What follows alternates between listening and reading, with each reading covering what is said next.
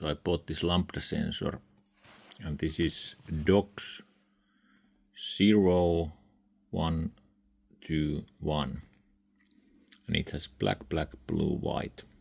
And the Primera had DOCS 2014, so 2014.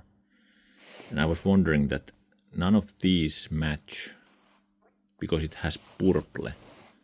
But then I measured the old one, which was the 2014, and this had also purple, and I measured that this is the heater. So in the new one, the heater is black because it doesn't matter which way the polarity goes. And the signal plus is this black, and gray is the signal minus. So actually you can connect it with this. So this is same as the 2014.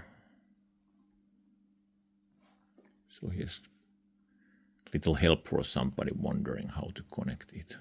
So just connect it like this.